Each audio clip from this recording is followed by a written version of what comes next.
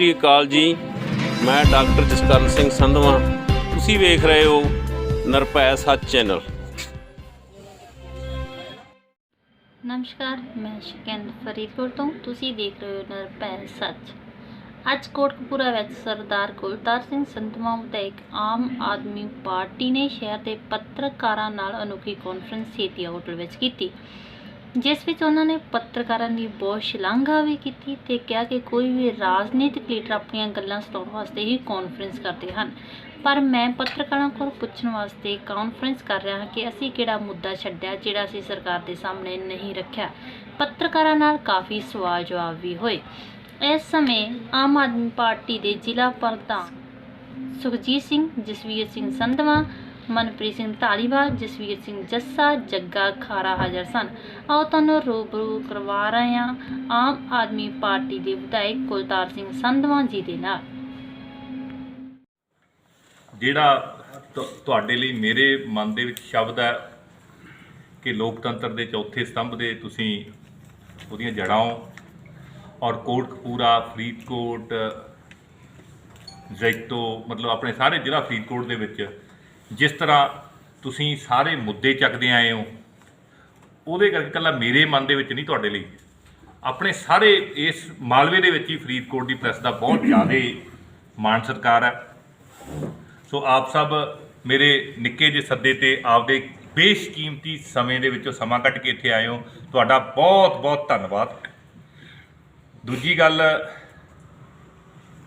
ਮੈਂ ਤਾਂ ਇਹੀ ਕਹੂੰਗਾ ਕਿਉਂਕਿ ਮੈਨੂੰ ਨਿਮਾਣੇ ਨੂੰ ਮਾਣ ਬਖਸ਼ਿਆ ਹਲਕਾ ਕੋਟਕਪੂਰਾ ਤੋਂ ਤੁਸੀਂ ਸਾਰਿਆਂ ਨੇ, ਤੇ ਬਹੁਤ ਵਾਰੀ ਮੇਰੇ ਮਨ ਦੇ ਵਿੱਚ ਇਹ ਗੱਲ ਆਉਂਦੀ ਹੈ ਕਿ ਇਨਹੀ ਕੀ ਕਿਰਪਾ ਤੇ ਸਜੇ ਹਮ ਹੈ, ਨਹੀਂ ਮੋਹ ਸੇ ਗਰੀਬ ਕਰੋੜ ਪੜੇ। ਸੋ ਤੁਸੀਂ ਬੜਾ ਮਾਣ ਬਖਸ਼ਿਆ। 4 ਸਾਲ ਹੋ ਗਏ ਆ ਤੁਸੀਂ ਲੋਕਾਂ ਨੇ, ਇਹ ਤੁਸੀਂ ਕਹਿ ਸਕਦੇ ਹੋ ਮੇਰੇ ਵੱਲੋਂ ਕਿ ਇਹ MLA ਤੁਹਾਡਾ ਬਣਾਇਆ ਹੋਇਆ।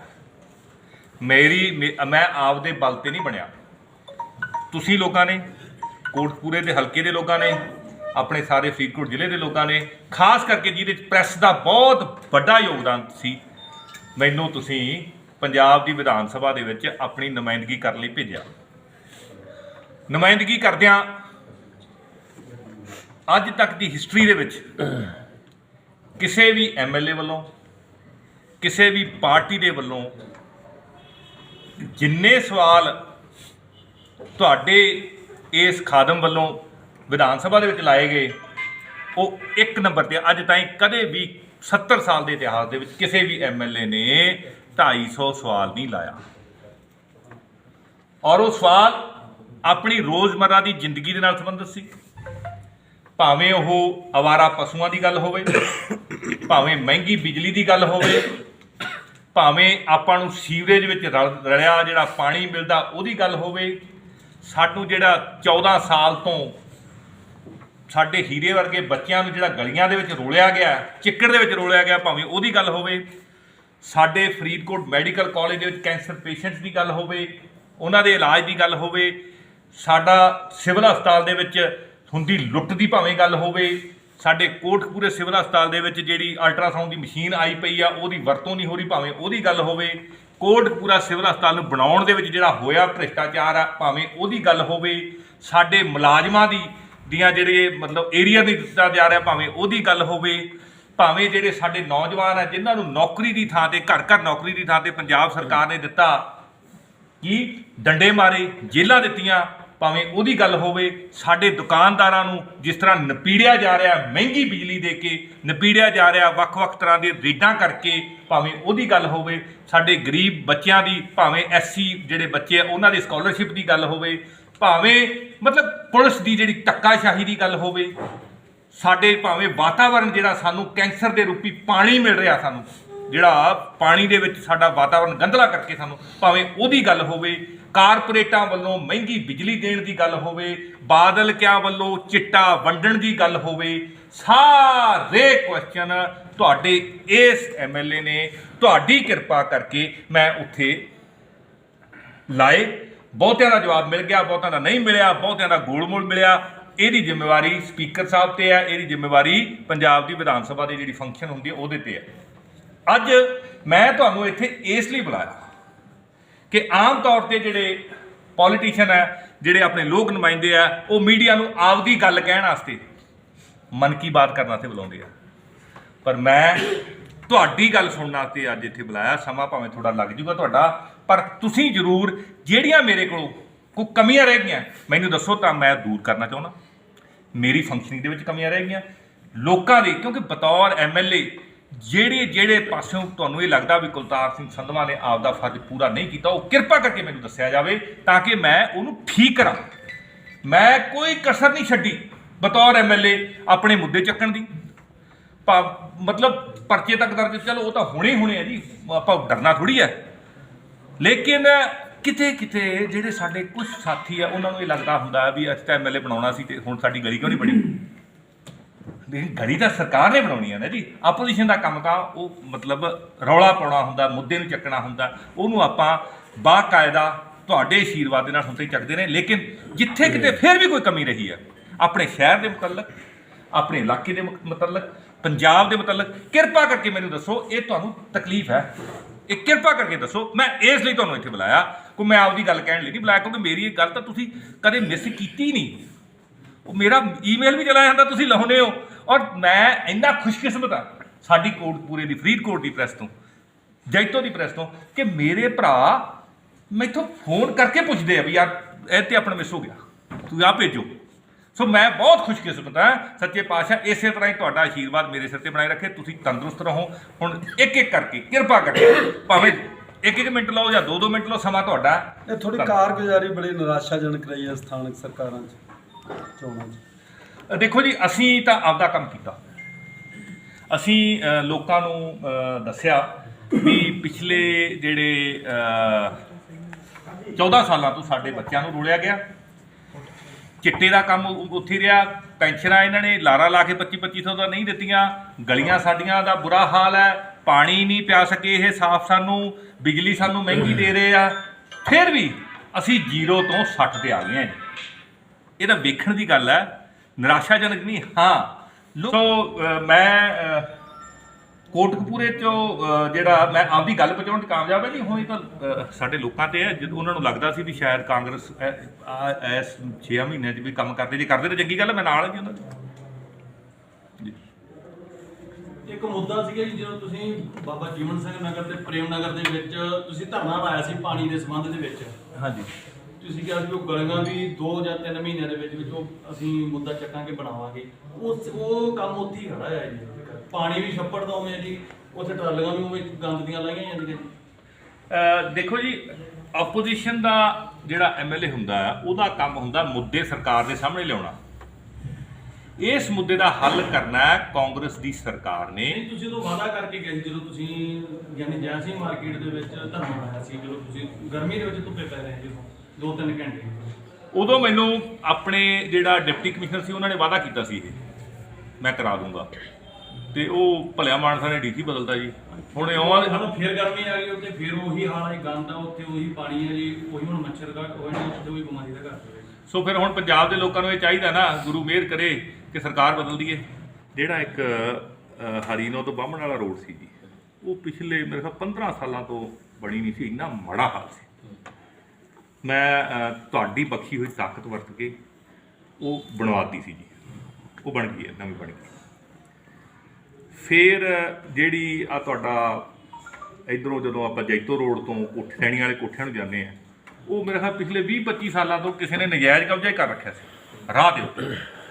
ਉਹ ਤੁਹਾਡੀ ਬਖਸ਼ੀ ਹੋਈ ਤਾਕਤ ਵਰਤ ਕੇ ਮੈਂ ਉਹ ਖੁਲਵਾਤਾ ਸੀ। ਠੀਕ ਹੈ ਜੀ। ਮੈਡੀਕਲ ਕਾਲਜ ਦੇ ਵਿੱਚ ਗਰੀਬ ਬੱਚਿਆਂ ਦੀ, ਗਰੀਬ ਪੇਸ਼ੈਂਟਸ ਦੀ ਲੁੱਟ ਹੁੰਦੀ ਸੀ। ਉਹ ਬਹੁਤ ਹੱਦ ਤੱਕ ਅਸੀਂ ਕੈਂਸਰ ਦੇ ਪੇਸ਼ੈਂਟਸ ਦੀ ਬਹੁਤ ਹੱਦ ਤੱਕ ਅਸੀਂ ਉਹਨੂੰ ਕੰਟਰੋਲ ਕਰ ਲਿਆ। ਜਿਹੜਾ ਮੈਡੀਕਲ ਕਾਲਜ ਦੇ ਵਿੱਚ ਜਿਹੜੇ ਡਾਕਟਰ ਬਣਦੇ ਆ, ਜਿਹੜੇ ਪੜ੍ਹਦੇ ਆ, ਉਹਨਾਂ ਨੂੰ ਕਈਆਂ ਨੂੰ ਤਾਂ ਚੌਗਣੀ ਡਿਊਟੀ ਦੇਣੀ ਪੈਂਦੀ ਸੀ ਜੀ, ਤੇ ਕਈ ਘਰੇ ਬੈਠੇ ਹੀ ਆਪਦਾ ਹਾਜ਼ਰੀਆਂ ਲਵਾਈ ਜਾਂਦੇ ਸੀ। ਮਤਲਬ ਆਪਦੀ ਡਾਕਟਰੀ ਦੀ ਪੜ੍ਹਾਈ ਵੀ ਪੂਰੀ ਤਰ੍ਹਾਂ ਨਹੀਂ ਕਰਾਉਂਦੇ ਸੀ। ਉਹਦੇ ਵਿੱਚ ਅਸੀਂ ਆਪਦੀ ਦਖਲ ਦੇ ਕੇ ਉਹ ਸਿਸਟਮ ਠੀਕ ਕਰਾ ਦਿੱਤਾ। ਹੁਣ ਹਰੇਕ ਨੂੰ ਆਪਦੀ ਪ੍ਰੋਪਰ ਟ੍ਰੇਨਿੰਗ ਲੈਣੀ ਪੈਂਦੀ, ਸਹੀ ਤਰ੍ਹਾਂ ਡਾਕਟਰ ਬਣਨਾ। ਅਸੀਂ ਕੋਟਕਪੂਰੇ ਦੇ ਵਿੱਚ ਤੁਹਾਡੀ ਬਖਸ਼ੀ ਹੋਈ ਤਾਕਤ ਕਰਕੇ ਐਂਬੂਲੈਂਸ ਇੱਥੇ ਲਿਆਂਦੀ, ਕਿਉਂਕਿ ਉਦੋਂ ਆਪਣੇ ਕੋਲ ਆਪਣੇ MP ਸਾਹਿਬ ਸੀਗੇ ਜੀ। ਇੱਥੇ ਅਲਟਰਾਸਾਊਂਡ ਦੀ ਮਸ਼ੀਨ ਇੱਥੇ ਲੈ ਕੇ ਆਂਦੀ, ਉਹ ਤੁਹਾਡੀ ਬਖਸ਼ੀ ਹੋਈ ਤਾਕਤ ਦੇ ਨਾਲ ਆਈ ਹੈ। ਫਿਰ ਇੱਥੇ ਮੈਂ ਜਿਹੜੀ ਹਾਰਟੀਕਲਚਰ ਦੇ ਇੱਥੇ ਕੈਂਪ ਲਵਾਏ, ਉਹ ਆਪੋਜੀਸ਼ਨ ਦੇ ਐਮਐਲਏ ਕੋਲੋਂ ਲੱਗ ਨਹੀਂ ਸਕਦੇ ਹੁੰਦੇ, ਲੇਕਿਨ ਆਪਾਂ ਤੁਹਾਡੀ ਬਖਸ਼ੀ ਹੋਈ ਤਾਕਤ ਕਰਕੇ ਮੈਂ ਉਹ ਲਵਾ ਲਏ। ਮੈਡੀਕਲ ਕਾਲਜ ਦੇ ਵਿੱਚ ਜਿਹੜੀ ਪਰਚੀ ਬਣਾਉਣ ਦੇ ਵਿੱਚ ਵੀ ਬੜਾ ਪ੍ਰੋਬਲਮ ਆਉਂਦੀ ਸੀ ਜੀ, ਆਧਾਰ ਕਾਰਡ ਬਣਾਉਣ ਦੇ ਵਿੱਚ ਬੜੀ ਪ੍ਰੋਬਲਮ ਆਉਂਦੀ ਆਪਣੇ ਸ਼ਹਿਰ ਦੇ ਵਿੱਚ ਵੀ ਸਾਰੇ 'ਚ, ਉਹ ਕਾਫੀ ਹੱਦ ਤੱਕ ਮੈਂ ਉਹਨੂੰ ਠੀਕ ਕਰਾ ਲਿਆ, ਲੇਕਿਨ ਪੂਰੀ ਤਰ੍ਹਾਂ ਠੀਕ ਨਹੀਂ ਹੋਇਆ, ਕਿਉਂਕਿ ਹਰੇਕ ਬੰਦੇ ਦਾ ਇਹ ਮਤਲਬ ਹਰੇਕ ਬੰਦੇ ਦੀ ਪ੍ਰੋਬਲਮ ਆਧਾਰ ਕਾਰਡ ਦੀ। ਸਭ ਤੋਂ ਵੱਡੀ ਜਿਹੜੀ ਮੈਨੂੰ ਲੱਗਦਾ ਜਿਹੜਾ ਮੈਂ ਕਰ ਸਕਿਆ ਉਹ ਇਹ ਕਰ ਸਕਿਆ ਵੀ ਪਹਿਲਾਂ ਐਮਐਲਏ ਨੂੰ ਲੱਭਣਾ ਪੈਂਦਾ ਹੁੰਦਾ ਸੀ ਕੰਮ ਕਰਾਉਣ ਵਾਸਤੇ। ਹੁਣ ਐਮਐਲਏ ਤੁਹਾਡੇ ਬਾਹਰ ਤੇ ਖੜਾ ਜੀ, ਫੋਨ ਮਾਰੋ ਤੁਹਾਡੇ ਕੋਲ ਹਾਜ਼ਰ ਹੈ। ਅੱਛਾ, ਇੱਕ ਐਮਐਲਏ ਸਾਹਿਬ, ਜਿਸ ਤਰ੍ਹਾਂ ਤੁਸੀਂ ਕਹਿ ਰਹੇ ਹੋ ਤੁਸੀਂ ਕੋਟਕਪੂਰੇ ਦੇ ਵਿੱਚ ਵਾਕਈ ਦਫ਼ਤਰ ਖੋਲ੍ਹਿਆ ਜੀ ਸਰ। ਲੇਕਿਨ ਤੁਹਾਡੀ ਆਮ ਆਦਮੀ ਪਾਰਟੀ ਨੇ ਨਗਰ ਕੌਂਸਲ ਜਿਹੜੀ ਇਲੈਕਸ਼ਨ ਹੋਈ ਹੈ ਹਾਲ ਹੀ ਦੇ ਵਿੱਚ, ਜੀ ਜੀ ਉਹਦੇ ਵਿੱਚ ਕਾਰਗੁਜ਼ਾਰੀ ਕੋਈ ਤੁਹਾਡੇ ਬੰਨਿਓ ਵੀ ਵਧੀਆ ਨਹੀਂ ਰਹੀ। ਤੁਸੀਂ ਪੈਰਾਸ਼ੂਟੀ ਉਮੀਦਵਾਰ ਕਈ ਵਾਰਡਾਂ ਦੇ ਵਿੱਚ ਉਤਾਰੇ ਆ, ਤੁਹਾਨੂੰ ਵਾਰਡਾਂ ਦੇ ਵਿੱਚ ਕੀ ਉਹਨਾਂ ਵਾਰਡਾਂ ਦੇ ਉਮੀਦਵਾਰ ਨਹੀਂ ਮਿਲੇ? ਦੇਖੋ ਜੀ, ਵਾਰਡ ਨੰਬਰ 15 ਵਾਰਡ ਨੰਬਰ 3 ਹੈ, ਮੈਂ ਦੋ ਉਦਾਹਰਨ ਦੇ ਦੇਣਾ। ਜੀ ਜੀ ਜੀ ਦੇਖੋ ਜੀ, ਸਾਡੇ ਬਹੁਤ ਸਿਆਣੇ ਸਾਡੇ ਵੀਰ ਆ ਉੱਥੇ, ਉਹਨਾਂ ਦੇ ਨਾਲ ਰਲ ਕੇ ਮੈਂ ਕਾਫੀ ਕੰਮ ਵੀ ਠੀਕ ਕਰਾਏ ਆ। ਜਿਵੇਂ ਆਪਣੇ ਉਧਰ 3 ਨੰਬਰ ਵਾਰਡ ਦੇ ਵਿੱਚ ਤਾਰ ਬੜੀ ਨੀਵੀਂ ਸੀ, ਉਹ ਮੈਂ ਭੁੱਲ ਗਿਆ ਦੱਸਣੀ ਜੀ, ਜਿਹੜੀ ਹਾਈ ਟੈਂਸ਼ਨ ਵਾਰ ਤਾਰ ਬੜੀ ਨੀਵੀਂ ਸੀ, ਉਹਦਾ ਪ੍ਰੋਬਲਮ ਹੁੰਦਾ। ਜਿਵੇਂ ਇੱਧਰ ਹੋਇਆ ਨਾ ਜੀ ਇੱਥੇ ਬਾਹਮਣਾਲਾ ਰੋਡ ਤੇ, ਉਹ ਬੜਾ ਵੱਡਾ, ਉਹਦੇ ਲਈ ਵੀ ਮੈਂ ਮੁੱਦਾ ਚੱਕਿਆ ਜੀ ਵਿਧਾਨ ਸਭਾ ਦੇ ਵਿੱਚ, ਲੇਕਿਨ ਉਹ ਹੀਰਾ ਸਿੰਘ ਨਗਰ ਵਾਲੀ ਆਪਾਂ ਉੱਚੀ ਕਰਾਤੀ ਸੀ। ਹੁਣ ਉੱਥੇ ਹੁਣ ਸਾਡਾ ਜਿਹੜਾ ਹੁਣ ਆਪਦੇ ਬੰਦੇ ਹੀ ਸਾਡੇ ਹੁਣ ਨਹੀਂ ਮੰਨੇ, ਦੀਪਕ ਜੀ ਨਹੀਂ ਮੰਨੇ, ਫਿਰ ਹੁਣ ਅਸੀਂ ਫਿਰ ਹੋਰ ਕਿਸੇ ਨੂੰ ਦੇਣਾ ਸੀ ਜੀ, ਹੁਣ ਕਿਹਨੂੰ ਕਹਿੰਦੇ ਜੀ ਅਸੀਂ। ਐਮਐਲਏ ਸਾਹਿਬ ਸਵਾਲ ਤਾਂ ਇਹ ਹੈ ਨਾ ਵੀ ਪਾਣੀ ਨਿਕਾਸੀ ਸਮੱਸਿਆ ਬਰਕਰਾਰ ਹੈ, ਪ੍ਰਦੂਸ਼ਣ ਪਾਣੀ ਸਪਲਾਈ ਬਰਕਰਾਰ ਹੈ, ਹਰ ਲਾਲ ਕਰਦੇ ਆਵਾਰਾ ਪਸ਼ੂਆਂ ਦੀ ਸਮੱਸਿਆ ਬਰਕਰਾਰ ਹੈ, ਸਫਾਈ ਪ੍ਰਬੰਧਾਂ ਦਾ ਬੁਰਾ ਹਾਲ ਹੈ, ਸੀਵਰੇਜ ਪ੍ਰਬੰਧ ਠੱਪ ਨੇ। ਇੱਕ ਤੁਸੀਂ ਨੁਮਾਇੰਦੇ ਚੁਣੇ ਹੋਏ ਹੋ ਇੱਥੋਂ ਦੇ ਸਾਡੇ। ਬਿਲਕੁਲ ਜੀ, ਇਹਦੇ ਲਈ ਮੈਂ ਤੁਹਾਡੇ ਸਾਰਿਆਂ ਦਾ ਸਾਥ ਵੀ ਚਾਹੁੰਦਾ। ਆਪਾਂ ਜਿੰਨੀਆਂ ਮਤਲਬ ਇਹਨੂੰ ਹੋਰ ਜ਼ੋਰ ਨਾਲ ਚੱਕਦੇ ਆ, ਲੇਕਿਨ ਕੈਪਟਨ ਅਮਰਿੰਦਰ ਸਿੰਘ ਐਂ ਕਹਿੰਦੇ ਜਿੰਨਾ ਮਰਜ਼ੀ ਰੌਲਾ ਪਾਈ ਜਾਓ ਮੇਰੇ ਤੇ ਕੋਈ ਅਸਰ ਨਹੀਂ, ਇਹਨੂੰ ਆਪਾਂ ਹੋਰ ਜ਼ੋਰ ਨਾਲ ਚੱਕਾਂਗੇ। ਹੁਣ ਸ਼ਾਇਦ ਇਲੈਕਸ਼ਨ ਈਅਰ ਹੈ, ਆਪਾਂ ਤੁਹਾਡਾ ਸਾਥ ਮਿਲੇ, ਆਪਾਂ ਇਸ ਮੁੱਦੇ ਨੂੰ ਚੰਗੀ ਤਰ੍ਹਾਂ ਚੱਕੀਏ, ਹੋਰ ਚੰਗੀ ਤਰ੍ਹਾਂ ਚੱਕੀਏ। ਤੇ ਤੁਸੀਂ ਕਹਿੰਦੇ ਵੀ ਸਾਡੇ ਆਪਦੇ ਬੰਦੇ ਨਹੀਂ ਰਾਜੀ ਹੋਏ, ਜੀ ਬੀਜੇਪੀ ਵਾਲੇ ਆ ਜਿਹੜੇ ਉਹਨਾਂ ਨੇ ਕਿਸਾਨ ਅੰਦੋਲਨ ਦਾ ਬਹਾਨਾ ਲਾਤਾ, ਤੁਹਾਡੇ ਆਪਦੇ ਜਿਹੜੇ ਵਧੀਆ ਕਾਰਿਆਕਰਤਾ ਉਹ ਤਿਆਰ ਨਹੀਂ ਹੋਏ। ਫਿਰ ਤੁਸੀਂ ਮੈਨੂੰ ਦੱਸੋ ਵੀ ਤੁਹਾਡੀ ਪਾਰਟੀ ਹੈ ਜਿਹੜੀ ਇਹ ਕਿੱਥੇ ਮਜ਼ਬੂਤ ਹੈ, ਤੇ ਤੁਸੀਂ ਕਿਵੇਂ ਮੁੱਦੇ ਚੁੱਕੋਗੇ ਜਦੋਂ ਪਾਰਟੀ ਕਮਜ਼ੋਰ ਹੈ? ਦੇਖੋ ਜੀ, ਪਾਰਟੀ ਕਮਜ਼ੋਰ ਨਹੀਂ ਹੈ, ਪਾਰਟੀ ਤਾਂ ਬਿਲਕੁਲ ਮਜ਼ਬੂਤ ਹੈ। ਆਪਾਂ ਇਹ ਤਾਂ ਉਹ ਗੱਲ ਹੋ ਗਈ ਨਾ ਜੀ, ਜਦੋਂ ਆਪਾਂ ਵਿਧਾਨ ਸਭਾ ਦੇ ਵਿੱਚ ਆਏ ਤਾਂ ਵਿਰੋਧੀ ਧਿਰ ਦੇ ਵਿੱਚ ਆ ਗਏ। ਲੋਕ ਕਹਿੰਦੇ ਪਾਰਟੀ ਹਾਰ ਗਈ, ਆਮ ਆਦਮੀ ਪਾਰਟੀ ਹਾਰ ਗਈ, ਆਮ ਆਦਮੀ ਪਾਰਟੀ। ਵਿਰੋਧੀ ਧਿਰ ਦੇ ਵਿੱਚ ਆਉਣਾ ਬਹੁਤ ਵੱਡੀ ਗੱਲ ਹੁੰਦੀ ਹੈ ਜੀ। ਅੱਜ ਸਾਡੀ ਇੱਕ ਵੀ ਸੀਟ ਨਹੀਂ ਸੀ ਪੂਰੇ ਪੰਜਾਬ ਦੇ ਵਿੱਚ, ਲੇਕਿਨ ਅੱਜ ਅਸੀਂ 60 ਜਗ੍ਹਾ ਤੇ ਬੈਠੇ ਆ, ਔਰ ਉਹ ਬੈਠੇ ਆ, ਸਾਡੇ ਬੰਦਿਆਂ ਨੇ ਇਲੈਕਸ਼ਨ ਲੜੇ, ਵਿਕੇ ਨਹੀਂ, ਡਰੇ ਨਹੀਂ, ਔਰ ਬਿਨਾਂ ਸ਼ਰਾਬ ਤੋਂ ਬਿਨਾਂ ਪੈਸੇ ਤੋਂ ਅਸੀਂ ਇਲੈਕਸ਼ਨ ਲੜਿਆ। ਸੋ ਕਮਜ਼ੋਰ ਨਹੀਂ ਹਾਂ ਆਪਾਂ, ਪੂਰੇ ਜ਼ੋਰ ਸ਼ੋਰ ਨਾਲ ਆ ਰਹੇ ਹਾਂ। ਲੋਕਾਂ ਨੂੰ ਆਪਦੇ ਇਹ ਜਿਹੜੇ ਨਿੱਕੇ ਇਲੈਕਸ਼ਨ ਹੁੰਦੇ, ਭਾਈਚਾਰੇ ਦੇ ਇਲੈਕਸ਼ਨ ਵੀ ਹੁੰਦੇ ਆ ਜੀ, ਔਰ ਪਿਛਲੇ ਰਿਕਾਰਡ ਇਹ ਵੀ ਕਹਿੰਦੇ ਵੀ ਇਹ ਸਰਕਾਰ ਦੇ ਇਲੈਕਸ਼ਨ ਹੀ ਹੁੰਦੇ ਆ। ਆਪਣੇ ਜਿਹੜੇ ਆਪਣੇ ਨਾਲ ਬੰਦੇ ਨੇ ਉਹ ਸਾਰੇ 10 ਦੀ ਕਿਰਤ ਕਰਨ ਵਾਲੇ ਬੰਦੇ ਆ। ਉਹਨਾਂ ਨੂੰ ਇਹ ਲੱਗਿਆ ਵੀ ਮੈਨੂੰ ਜਿਹੜਾ ਮੈਨੂੰ ਇੱਕ ਦੋ ਬੰਦਿਆਂ ਨੇ ਗੱਲ ਕਹੀ, ਕਹਿੰਦੇ ਇਹ ਐਕਸਰਸਾਈਜ਼ ਦੇ ਵਿੱਚ ਅਸੀਂ ਨਹੀਂ ਪੈਣਾ, ਅਸੀਂ ਤਾਂ ਵਿਧਾਨ ਸਭਾ ਸਰਕਾਰ ਬਦਲ ਕੇ ਫੇਰ ਆਵਾਂਗੇ। ਜਿਵੇਂ ਨਗਰ ਕੌਂਸਲ ਦੀਆਂ ਐਮਸੀ ਦੀਆਂ ਚੋਣਾਂ ਪਈਆਂ ਸੀਗੀਆਂ, ਤੁਹਾਡੇ ਉਮੀਦਵਾਰ ਵੀ ਖੜੇ ਸੀ ਇਹਨਾਂ ਚੋਣਾਂ ਵਿੱਚ, ਤੇ ਇਹ ਸਾਰੇ ਮਤਲਬ ਹਾਰ ਗਏ, ਤੁਹਾਨੂੰ ਕੋਈ ਸੀਟ ਨਹੀਂ ਮਿਲੀ, ਤੇ ਇਹਦਾ ਅਸਰ 2022 ਦੇ ਵਿਧਾਨ ਸਭਾ ਵਿੱਚ ਪਵੇਗਾ? ਜਿੰਨਾ ਕੁ ਇਹਨਾਂ ਦਾ ਜਦੋਂ ਬਾਦਲ ਕੇ ਵੀ ਸਾਰੀਆਂ ਜਿੱਤ ਗਏ ਸੀਗੇ ਜੀ ਲਗਭਗ, ਪਹਿਲੀਆਂ ਜਦੋਂ ਹੋਈਆਂ, ਜਿੰਨਾ ਕੁ ਅਸਰ ਫਿਰ ਕਾਂਗਰਸ ਸਰਕਾਰ ਬਣਾ ਗਈ ਸੀ ਜੀ, ਜਿਹੜੀ ਜਮਾਂ ਹਾਰ ਗਈ ਸੀ ਜੀ। ਸੋ ਉਹਨਾਂ ਕੁ ਅਸਰ ਸਾਡੇ ਤੇ ਪੈ ਜੂਗਾ ਜੀ, ਆਪਾਂ ਵੀ ਬਣਾ ਲਾਂਗੇ ਸਰਕਾਰ ਦੀ। ਕਾਂਗਰਸ ਕਹਿੰਦੀ ਹੈ ਨਾ ਵੀ ਇਹ ਸਾਡਾ ਸੈਮੀ ਫਾਈਨਲ ਸੀਗਾ। ਉਹ ਤਾਂ ਇਹ ਕਹਿੰਦੇ ਮੈਂ ਪਾਣੀ ਸਾਫ਼ ਦੇਤਾ ਸਾਰਿਆਂ ਨੂੰ ਜੀ, ਉਹ ਤਾਂ ਕਹਿੰਦੇ ਮੈਂ ਘਰ ਘਰ ਨੌਕਰੀ ਵੀ ਦੇਤੀ ਜੀ, ਉਹ ਤਾਂ ਕਹਿੰਦੇ ਮੈਂ ਚਿੱਟੇ ਦੀ ਸਪਲਾਈ ਵੀ ਬੰਦ ਕਰਤੀ ਜੀ, ਉਹ ਤਾਂ ਇਹ ਕਹੀ ਜਾਂਦੇ ਮੈਂ 2500 ਰੁਪਈਆ ਪੈਨਸ਼ਨ ਵੀ ਦੇਤੀ ਜੀ, ਉਹ ਤਾਂ 51,000 ਰੁਪਏ ਸ਼ਗਨ ਸਕੀਮ ਵੀ ਦੇਤੀ ਜੀ ਉਹਨਾਂ ਨੇ ਕਹਿਣ ਨੂੰ। ਹੁਣ ਉਹ ਸਾਰੇ ਗੱਪ ਮਾਰੀ ਜਾਂਦੇ, ਹੁਣ ਆਪਾਂ ਉਹਨੂੰ ਮੰਨਣਾ ਨਾ ਮੰਨਣਾ ਤਾਂ ਆਪਣੇ ਤੇ। ਐਮਐਲਏ ਸਾਹਿਬ, ਇਹ ਸਫਾਈ ਦਾ ਤੇ ਜਿਹੜਾ ਸੀਵਰ ਦੇ ਪਾਣੀ ਦਾ ਇਹ ਲੋਕਲ ਮੁੱਦਾ ਹੈ ਜੀ, ਲੋਕਲ ਮੁੱਦੇ ਨੂੰ ਆਪਾਂ ਕਿਉਂ ਨਹੀਂ ਹੱਲ ਕਰਵਾ ਸਕਦੇ? ਦੇਖੋ ਜੀ, ਇਹ ਮੁੱਦਾ ਸਾਰੇ ਪੰਜਾਬ ਦਾ ਹੀ ਮੁੱਦਾ। ਜਿਹੜੀ ਕੰਪਨੀ ਸੀ ਉਹ ਸ਼ਪੂਰ ਜੀ ਪਲੌਂਜੀ ਕੰਪਨੀ, ਮੈਂ ਇੱਥੇ ਨਾਂ ਵੀ ਲੈਣ 'ਚ ਮੈਂ ਗੁਰੇਜ਼ ਨਹੀਂ ਕਰਦਾ, ਮੈਂ ਉਹਨਾਂ ਕੰਪਨੀਆਂ ਦੇ ਅਧਿਕਾਰੀਆਂ ਤੇ ਪਰਚਾ ਤੱਕ ਦਰਜ ਕਰਾਤਾ। ਹੁਣ ਜੀ ਦੇਖੋ, ਮੈਂ ਹੁਣ ਗੋਲੀ ਤਾਂ ਨਹੀਂ ਮਾਰ ਸਕਦਾ ਉਹਨਾਂ ਦੇ, ਪਰਚਾ ਹੀ ਦਰਜ ਕਰਾ ਸਕਦਾ ਜੀ। ਜੀ ਕਰਦਾ ਵੀ ਇਹਨਾਂ ਨੂੰ ਸਖਤ ਤੋਂ ਸਖਤ ਸਜ਼ਾ ਦਵਾਈ ਜਾ ਸਕੇ, ਔਰ ਉਹ ਕੰਪਨੀ ਨੂੰ ਭੱਜਣ ਤੇ ਮਜਬੂਰ ਹੋ ਗਿਆ ਹੋਣਾ ਪਿਆ। ਉਹ ਇਸ ਕਰਕੇ ਕਿਉਂਕਿ ਐਮਐਲਏ ਤੁਹਾਡਾ ਜਿਹੜਾ ਬਣਾਇਆ ਹੋਇਆ ਇਹ ਤੁਹਾਡਾ ਹੈ, ਇਹ ਉਹਨਾਂ ਕੋਲੇ ਵਿਕਿਆ ਨਹੀਂ। ਨਹੀਂ ਕੰਪਨੀ ਦੀ ਨਹੀਂ, ਜਿਹੜੀ ਸਫਾਈ ਹੈ, ਨਾਲੀਆਂ ਸਾਫ਼ ਕਰਨੀਆਂ, ਨਾਲੀਆਂ ਕੱਢਣੀਆਂ, ਇਹ ਤਾਂ ਲੋਕਲ ਮਿਊਨਿਸਪੈਲਿਟੀ ਦਾ ਕੰਮ ਹੈ। ਇਹ ਠੇਕਾ ਉਹਨੂੰ ਨਹੀਂ ਉਹਨੂੰ ਠੇਕਾ ਨਹੀਂ ਹੈ, ਇਹ ਨਾਲੀਆਂ ਕੱਢਣ ਦਾ ਕੋਈ ਠੇਕਾ ਨਹੀਂ ਹੈ ਉਹਨਾਂ ਨੂੰ, ਕੰਪਨੀ ਨੂੰ। ਮੈਂ ਤੁਹਾਨੂੰ ਦੱਸ ਦਿੰਦਾ ਜੀ, ਸਫਾਈ ਦਾ ਤੇ ਵਾਟਰ ਸਪਲਾਈ ਦਾ ਵੀ ਠੇਕਾ ਇਹਨਾਂ ਨੇ ਆਊਟਲੇਟ ਕੀਤਾ ਹੋਇਆ। Only for water supply and sewerage, not others cleanliness of the city. Other cleanliness ਦੇ ਵਿੱਚ ਵੀ ਇਹਨਾਂ ਨੇ ਆਊਟਸੋਰਸ ਕੀਤਾ ਹੋਇਆ ਜੀ ਸਾਰਾ ਕੁਝ।